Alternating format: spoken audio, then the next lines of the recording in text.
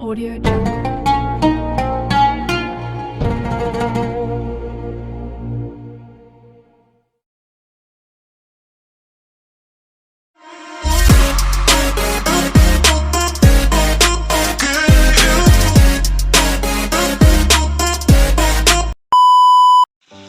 Assalamualaikum warahmatullahi wabarakatuh. Perkenalkan, nama saya Nidaul Hasanah Siregar. Saya dari kelas 4B Tadris IPS.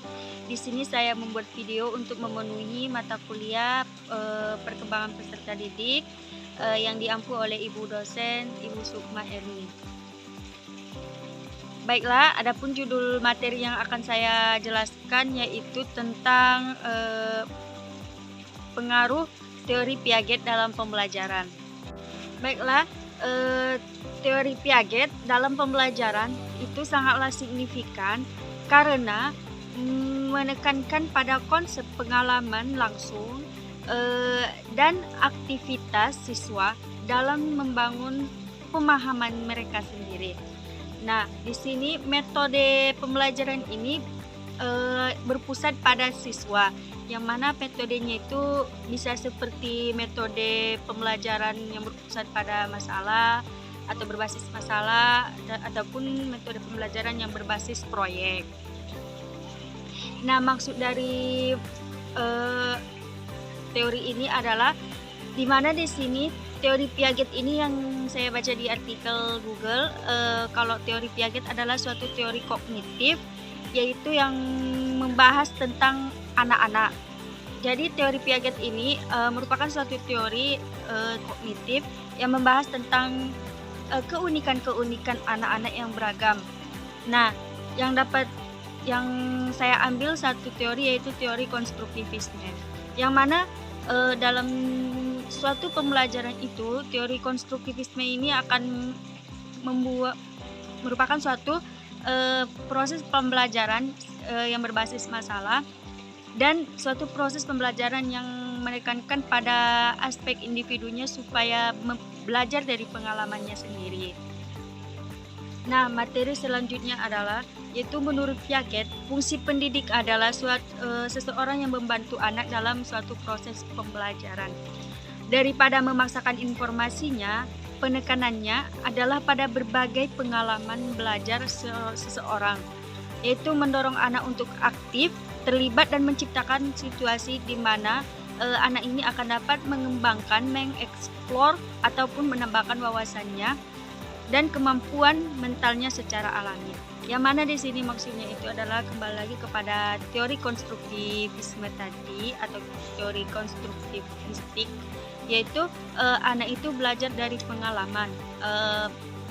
Dari anak itu belajar pengalaman, maka dia akan dapat menambahkan suatu wawasannya dan dapat menambahkan suatu wawasannya dari pengalamannya sendiri.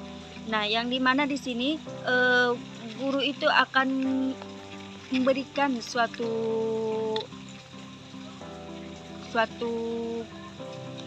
tugas ataupun suatu tugas yang berbasis proyek, maka siswa ini akan mencari tahunya sendiri sehingga pemahamannya ini akan bertambah, pengetahuannya akan tereksplor dan pengetahuannya ini akan menjadi luas sehingga dari pengalamannya itu, dari pembelajarannya itu sendiri. Nah, jadi di sini dapat kita lihat juga contohnya itu pada anak TK, yang mana dalam anak TK itu dia kan belajar secara bermain. Nah, sebelum dia masuk ke taman kanak-kanak atau di kelasnya, maka di rumah anak ini akan bermain seperti bermain puzzle atau bermain nyusun-nyusun balok-balok. Nah, jadi pas di kelas nanti dia akan dapat mudah merakit balok-balok itu menjadi robot atau apa, karena dia sudah belajar dari pengalamannya sendiri. Nah, dari pengalamannya sendiri ini, anak-anak itu akan menjadi anak-anak yang memiliki sifat yang kreativitas, inovasi, dan memiliki pengetahuan kognitif yang sangat luas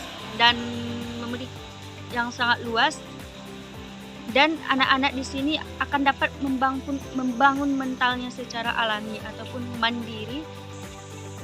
Jadi pada teori Piaget ini, di mana di sini Piaget ini menekankan pada aspek anak kan tadi. Pada aspek anak ini kalau kita lihat, kita sebagai guru, kita harus mengetahui keunikan anak itu. Karena anak itu setiap anak di dalam kelas itu mempunyai sifat ataupun karakter yang berbeda-beda. Jadi kita sebagai guru itu harus dapat mengetahui keunikan anak itu sendiri ataupun keunikan masing-masing anak tersebut. Karena setiap proses pembelajaran itu kita tidak bisa menentukan metode, strategi, media berpusat pada satu anak saja. Karena itu akan terciptanya suatu proses pembelajaran yang tidak efektif. Maka dari itu kita harus menggunakan beberapa teori dari para ilmuwan dan juga beberapa metode, strategi, media yang sesuai dengan kebutuhan anak tersebut. Maka di sini teori Piaget ini membahas tentang kognitif dan pengalaman pribadi siswa, yaitu teori kognitif dan teori konstruktivisme. Baiklah, materi selanjutnya adalah pengaruh dari teori Piaget, yaitu yang pertama, pendekatan pembelajaran yang diterapkan harus terpusat itu pada anak. Dalam materi ini, kerangka ini guru harus peka terhadap adanya keunikan-keunikan yang dimiliki oleh siswa-siswanya. Jadi guru harus memahami keunikan tersebut dan menggunakan berbagai keunikan yang ada untuk memfasilitasi siswanya dalam proses belajar tersebut. Nah, yang kedua itu pembelajaran yang terjadi dalam kelas harus memberikan suatu aktivitas yang berarti bagi siswanya. Aktivitas ini akan memberikan suatu pengalaman secara pribadi kepada siswa, sehingga siswa ini akan dapat mendapatkan pengetahuan dan menambahkan pengetahuannya atau mengeksplor pengetahuannya yang bermakna dan bertahan lama. Dengan adanya kepentingan ini, maka guru ini dapat memotivasi dan memfasilitasi siswa ini untuk mengeksplor secara mandiri bentuk aktivitas yang bermanfaat untuk dirinya sendiri. Nah, yang ketiga itu belajar secara individual, yang mana di sini hal ini kembali kepada materi yang telah dibahas tadi, bahwa setiap siswa itu berbeda-beda. Tentunya setiap siswa itu memiliki suatu ketertarikan yang berbeda-beda terhadap objek yang ingin mereka pelajari. Nah, di sini siswa itu membutuhkan suatu kesempatan dalam suatu proses pembelajaran mandiri di tempat yang akan dia teliti ataupun dia yang menarik bagi siswanya, sehingga dibutuhkan bagi guru yang bisa mendeteksi kebutuhan kognitif anak dan memberikan materi yang menantang bagi siswanya seperti berbasis masalah tadi. Dan yang terakhir itu adanya interaksi sosial dalam suatu pembelajaran, yang mana di sini kita sebagai makhluk sosial memiliki egoisme dalam dirinya. Nah, pada masa anak-anak itu rasa egois itu sangat besar, dan tetapi secara perlahan rasa egoisme itu akan berkurang sejalan dengan perkembangannya.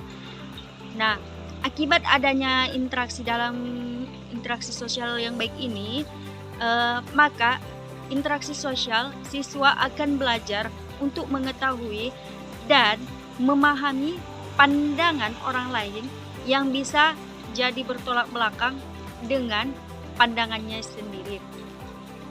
Nah, di sini itu dari beberapa faktor yang saya bacakan tadi ataupun yang saya jelaskan tadi, kita dapat menarik kesimpulan bahwa dalam suatu pembelajaran teori Piaget ini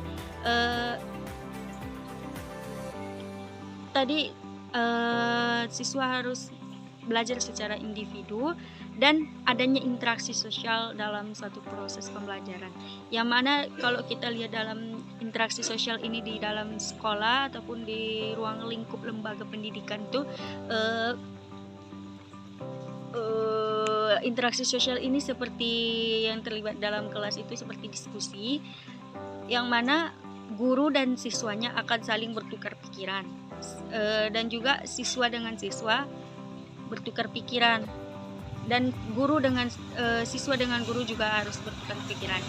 Nah, setiap siswa ini bertanya kepada guru, maka guru menjawab, itu akan menjadi suatu tukar pikiran, suatu proses pertukaran pikiran setiap anaknya. Nah, dalam proses ini juga siswa dapat bertukar pikiran dengan temannya sendiri, yaitu seperti berdiskusi tadi, ada yang menyanggah, ada yang menambah ataupun dan lain-lain sebagainya. Jadi kesimpulan dari teori Piaget ini adalah teori ini berfokus pada anak, yang mana teori ini sangat memperhatikan suatu kebutuhan, keinginan, dan suatu keunikan pada setiap inti anak atau inti siswa untuk dapat mengembangkan sesuatu yang menurutnya itu sangat menarik dan menantang, sehingga dia dapat menambahkan ataupun mengeksplor, memperluas wawasannya secara individu dan secara alami. Baiklah, sekian penjelasan materi dari saya. Lebih kurangnya saya mohon maaf.